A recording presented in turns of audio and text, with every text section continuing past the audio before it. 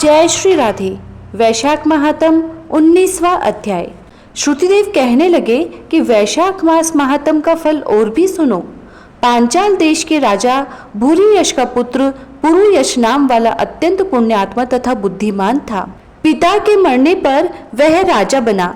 वह धर्म पूर्वक पृथ्वी का राज्य करता था, परंतु पूर्व जन्म में उसने जल दान नहीं किया था, इस कारण उसकी सब संपत्ति नष्ट हो गई। इस प्रकार उसको बलहीन देखकर उसके कई शत्रु राजाओं ने उस पर आक्रमण कर दिया। बेचारा राजा परास्त होकर अपनी शिखनी रानी और कुछ साथियों सहित पर्वत की एक ऐसी गुफा में छिप गया जिसका रास्ता कोई नहीं जानता था। राजा ने बड़ी व्याकुलता से वहां पर 53 वर्ष व्यतीत किए। अब राजा के मन में यह चिंता उत्पन्न हुई कि मैं जन्म और कर्म से तो शुद्ध हूँ, मैंने जन्म भी अच्छे कुल में लिया, परंतु न जाने मेरे सब पौरुष कहाँ गए।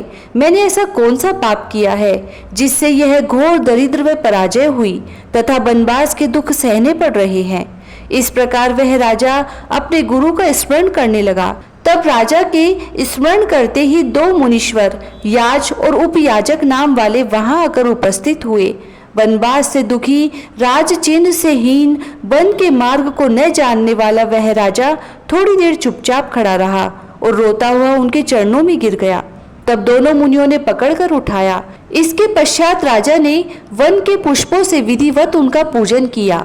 जब वह दोनों बैठ गए तो राजा ने बड़ी नम्रता से उनसे प्रश्न किया कि महाराज, मैं जन्म से तो शुद्ध हूँ, पितरों और देवताओं का पूजन भी करता हूँ, पाप से डरता हूँ, प्राणियों पर दयावान, गुरु की भक्ति में प्रीति रखने वाला हूँ, फिर क्या कारण है कि मैं ऐसा दरिद्री हो गया हूँ? मेरा सब कोष नष्ट हो गया, शत्रुओं ने मुझको जीत लिया, वन का वासी अकेला क्यों रह गया? मेरे पुत्र पौत्र भाई बंधु कोई नहीं रहा। मैं निष्पाप होकर राज्य कर रहा था, फिर भी मेरे राज्य में अकाल क्यों पड़ गया? इसका कारण आप मुझे विस्तार पूर्वक कहिए। राजा के ऐसे वचन सुन थोड़ी देर सोचकर वह दोनों मुनि याज और उपयाजक कहने लगे कि हे राजन, तू अपने दुख का कारण सुन। पहले 10 जन्मों में तू अत्यंत घोर पापी व्याघ्र रहा है। 10वें जन्म में भी तू बड़ा कठोर हृदय व्याघ्र का जन्म धारण कर प्राणियों का वध करने में यमराज के तुल्य था। जब तू 10वें जन्म में गौड़ देश में था और अपने घोर व बुरे कर्मों में लगा हुआ यात्रियों को निर्दयता से कष्ट दिया करता था, तो उसी समय धूप से व्याकुल 2 बड़े धनवान वैश्य और वेद वेदांगों को जानने वाले कृष्ण नाम वाले मुनि वहां पर आए। उनको आता देखकर तू धनुष बाण लेकर उनका रास्ता रोककर खड़ा हो गया। फिर उनमें से एक वैश्य को मारकर तूने सब धन छीन लिया। जब तू दूसरे को मारने लगा तो वह समस्त द्रव्य वही घास फूस में फेंक डर के मारे भाग गया। तब तूने कृष्ण मुनि व्याघ्र के हाथ से मारे जाने के भय से व्याकुल मूर्छा खाकर पृथ्वी पर गिरे हुए ऋषि से पूछा कि वैश्य ने धन कहाँ छिपाया है। फिर एक गड्ढे के पानी से उनके हाथ मुंह धोए और उनको मूर्छा न आ जाए इस कारण उन पर पंखे से हवा करने लगा और मुनि से कहा कि जब तक मैं इस वन में सशस्त्र हूँ तब तक तुमको किसी बात का भय नहीं। निर्धन मनुष्य सदा सुखी रहते हैं तथा तुम्हारे फटे वस्त्र और टूटे बर्तनों को लेकर भी क्या करूंगा? तुम केवल यही बताओ कि उस वैश्य ने धन को कहाँ छिपाया है। यदि तुमने ठीक से नहीं बताया तो मैं तुम्हें मार डालूंगा। तब कृष्ण बोले कि वैश्य धन को इन वृक्षों में फेंक गया है और स्वयं इधर भाग गया है। व्याघ्र ने ऋषि से कहा कि तुम निडर होकर सुखपूर्वक यहाँ से चले जाओ।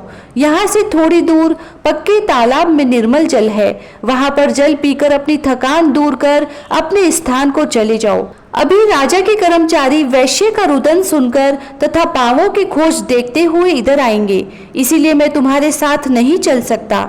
यह पंखा ले जाओ, इसकी हवा से कुछ गर्मी कम हो जाएगी। इस प्रकार वह पंखा लेकर गहन वन में चले गए। यद्यपि तुमने कार्यवश उनकी सेवा की थी, परंतु वैशाख मास की प्रचंड धूप में तुम्हारे द्वारा की गई इस सेवा के परिणाम स्वरूप 13 जन्म विशाल राजवंश में हुआ। अब यदि तेरी इच्छा सुख, राज्य, धन, धान्य, लक्ष्मी, स्वर्ग या सायुज्य मुक्ति पाने की है तो वैशाखोक्त धर्म को करो, तुमको संपूर्ण सुख प्राप्त हो जाएंगे। इस मास का नाम माधव मास है। इस दिन तू तत्काल ब्याई हुई गाय ब्राह्मण को दे, इससे तेरे कोष भर जाएंगे और छत्री के दान से तुझको राज्य की प्राप्ति होगी। विधिवत स्नान कर माधव भगवान की पूजा कर, दिव्य प्रतिमा के दान से तेरी विजय होगी। और यदि तेरी इच्छा अपने समान पुत्रों की है तो तू सब प्राणियों के हित के लिए प्याऊ लगवा। हे राजन, इन वैशाखोक्त सब धर्मों के करने से समस्त लोग तेरे वश में हो जाएंगे। इतना कह दोनों कुल पुरोहित, याज और उपयाजक अपने अपने घर को चले गए। तब महापराक्रमी राजा कुल पुरोहितों के कथनानुसार वैशाखोक्त धर्म और भगवान की पूजा करने लगा, जिसके प्रभाव से राजा ने अपनी बची हुई सेना को लेकर पांचाल नगरी में प्रवेश किया। इस प्रकार राजा पुरुयश ने अपना खोया हुआ सारा राज्य पुनः प्राप्त कर लिया। 19वां अध्याय समाप्त। जय श्री राधे।